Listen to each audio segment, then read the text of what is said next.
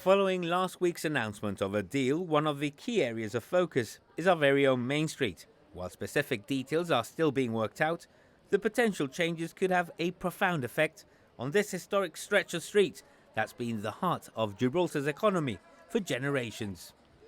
When it comes to the gold, I hope they don't put a big duty on the gold, because obviously gold is the most expensive it has been throughout the history. So if gold is now extremely difficult to buy because it's been more expensive, if we have to add a bigger duty on that, obviously we have an impact, because then everything goes up more.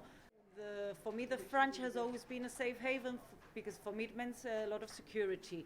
Getting rid of the border, being a shop which has a lot of jewellery, we will have to see how that is, because we've never had to empty our window display, because Gibraltar's always been a very safe place. We don't see any details. We want to see all in details what's going to on or what no. It's too early to say that. I know it's going to affect a little bit business in beginning. Later on, we don't know. We're optimistic, but at the same time nervous, a bit concerned about how it's going to affect us in the short term and obviously in the longer term. In the short term, I think we need time to adjust, because obviously we understand there may have to be an increase in import duties, tax, or the transactional tax, whatever it's called. So we need to be able to adjust to that. We need time, because on some things the duty at the moment is very low. Now it's all about the rates. They said we can't go lower than the lowest VAT, which is 17, which is going to basically some prices will rise inevitably, but we'll be able to compete on an even keel with Spain. So there's pros and cons, but I think it's overall it's very positive. The transaction tax issue doesn't bother us too much, because obviously we're being a pharmacy.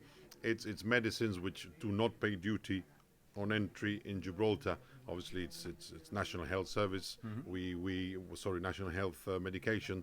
So we dispense medication to patients that work in Gibraltar, and obviously that comes as a non-dutable.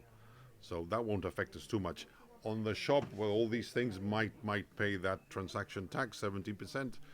At the end of the day, the client will suffer the brunt of the hike in price, definitely, as always. There's going to be more tourists coming in. People are going to go in and out freely. There's not going to be any queues, which is one of the biggest issues that we've been having. And I think it's going to bring more for Gibraltar. And for the economy, it's going to be, I think, the best choice ever. My only question is, how safe is it going to be? Right? The shops, obviously, right now we've got alarm systems, we've got everything. Well, I think on the restaurant side, it could be good for us, because I would imagine we're going to have more trading coming in, more tourism coming in, but it's still early stages anyway, so it's all up in the air at the moment. I'm not convinced that we're going to get a huge increase in customer flow coming across the border.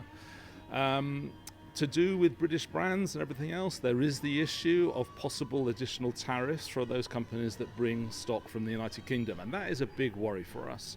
And we've let government know, so people are aware of that. So we're hopeful that will be negated in some way, so that Gibraltar doesn't lose the uniqueness of the British feel and the British shops that are here. Main Street traders have long faced high rents, online competition and pressure from across the border. Now, with new tax and trade rules on the way, many see opportunity, whilst others see fresh challenges. One thing certain though, Main Street, in order to survive, must change.